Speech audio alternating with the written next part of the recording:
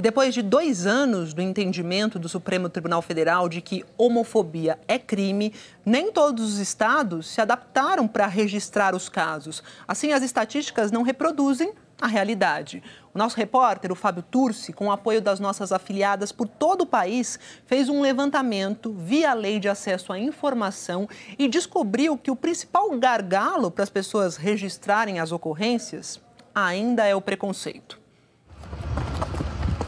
Uma coisa é o que você é. Outra coisa é como as pessoas te veem. 5 pessoas veio me agrediram. Não quero isso dentro do meu carro, quero que vocês se retirem. Tomei 2 socos, no rosto. Se você é gay, lésbica, bissexual ou trans, como a Jennifer, já deve saber como é ser visto assim. Eu já estava há dias aguentando ele me chamar de traveco aqui na loja. Todos os dias, tá? Todos os dias. Olha aqui, olha aqui, ó. Olha aqui, ó. Olha aqui, ó. Olha aqui, ó. Olha aqui me agredindo, ó. Olha aqui me agredindo, ó, gente. Ele puxou 2 vezes o meu cabelo para trás, né? Me agredindo, me deu 2 murros nas costas e um chute na minha perna esquerda. Homofobia e transfobia são crimes desde 2019, quando o Supremo Tribunal Federal as enquadrou na Lei contra o Racismo. Assim, evitando que irrompam no seio das formações sociais a exclusão, a marginalização, a violência e a discriminação contra os grupos vulneráveis, como a comunidade LGBT.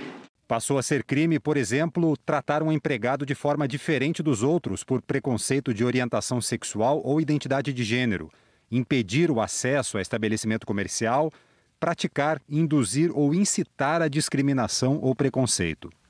Mas o caso de Jennifer, que teve transfobia e agressão, não foi simples de registrar na delegacia que ela procurou em São Paulo. Eu nem fui ouvida pelo delegado, eu prestei a queixa e não fui ouvida, não tive direito de ser ouvida. E depois que a gente descobriu que o boletim tinha sido todo feito em cima da voz do agressor, né? Então ele tinha colocado o agressor todo como a vítima e eu tinha sido colocada como eu tivesse agredido ele. Jennifer levou o caso à ouvidoria da polícia, que pediu à corregedoria para investigar o que o delegado fez. Samira Bueno, diretora do Fórum Brasileiro de Segurança Pública, explica que muitas vítimas, com medo de preconceito dos próprios policiais, não registram as violências que sofrem. Quando uma pessoa procura uma delegacia, procura a polícia, em geral ela está muito fragilizada por conta da violência que ela sofreu. E ela precisa ser acolhida, ela precisa ser escutada e um boletim de ocorrência produzido. Mas quando o profissional de segurança pública expressa as suas opiniões de modo preconceituoso, ele acaba revitimizando e isso faz com que essa vítima muitas vezes desista do registro. Completado o 2º ano de vigência da decisão do STF, o Jornal Hoje pediu a todos os estados, via Lei de Acesso à Informação, o número de casos registrados nas delegacias. 10 estados informaram que seus sistemas não permitem saber as próprias estatísticas de homofobia e transfobia. Santa Catarina deu uma resposta inconclusiva e apenas 15 estados e o Distrito Federal informaram os números, que somam 135 registros de junho de 2020 a junho de 2021. Esse dado tem uma subnotificação imensa. Ele não é revelador das violências LGBTfóbicas no Brasil. Ana é gerente da All Out, uma ONG internacional que estudou como a decisão do STF está funcionando na prática. Ela diz que só alguns estados buscaram se adaptar para cumprir a regra. Tem muito estado em que a coisa continuou igual, não mudou nada, não teve treinamento, não teve adaptação. Então eu vejo que, para mim, isso é um dos motivos pelos quais essa decisão ainda não acontece na prática. Ela é uma decisão ainda, para mim, muito no papel. A promotora de justiça Cláudia McDowell afirma que poucos casos de homofobia e transfobia passam da fase policial, são denunciados pelo Ministério Público e chegam até a justiça. Se atribui à vítima um excesso de sensibilidade. É o famoso mimimi. Essa pessoa está de mimimi, né? Não posso nem fazer uma brincadeira. Não é um excesso de sensibilidade, porque cada manifestação dessas, ela contribui para essa construção geral de um entendimento de que quem é gay, quem é lésbica, quem é travesti, quem é trans, é inferior, é menos. O registro de um crime significa, pelo menos em tese, que ele vai ser investigado, que o criminoso será punido.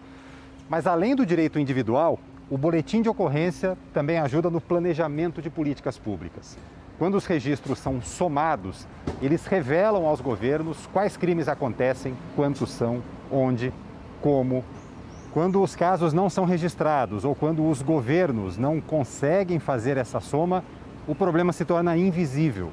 Esse apagão é o que acontece com a homofobia. Pegava pelos cabelos, me dava um soco. O homossexual tem que morrer. É isso que eles falavam. Pensei comigo, eu vou ter que fingir de morto.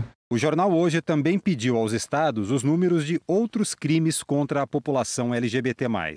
9 estados não souberam responder. Entre eles, o Amazonas informou que esses dados não são monitorados. Minas Gerais justificou, por indisponibilidade sistêmica, esses dados ainda não foram incluídos na ferramenta utilizada para a captação de todos os dados registrados. No Rio de Janeiro, não é possível ter acesso à motivação do crime e à orientação sexual do envolvido. Os estados que informaram os números, alguns parciais, somaram no ano passado 1.726 registros de crimes com motivação homofóbica, 21% a mais do que em 2019. Foram mais de 800 ofensas, 300 ameaças e 200 agressões. 26 pessoas foram assassinadas por homofobia ou transfobia, segundo os registros oficiais. Para ter uma ideia do tamanho da subnotificação, a ANTRA, Associação Nacional de Travestis e Transsexuais, contabilizou 175 assassinatos, isso apenas de pessoas trans, sem contar gays, lésbicas e bissexuais. Chega de tanta crueldade, tantas pessoas morrendo. E a gente precisa denunciar porque o medo só protege eles, né? Já apagadas aos olhos do poder público, muitas pessoas se protegem tentando se apagar também na sociedade. O que a gente faz é criar ferramentas assim para lidar na sociedade, é se disfarçar, é se vestir de uma forma menos agressiva para o outro, para não ser agredido, boicotar quem a gente é, o nosso comportamento, sabe? Para se proteger, para continuar vivo.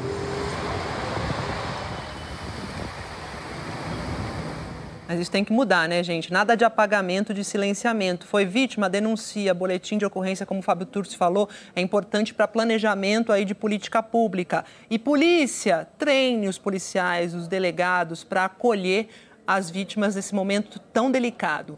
Bom, sobre o caso da Jennifer, que a gente viu no começo da reportagem, a Secretaria de Segurança Pública de São Paulo disse que a polícia registrou o caso como lesão corporal e que diligências seguem em andamento para esclarecer o que ocorreu.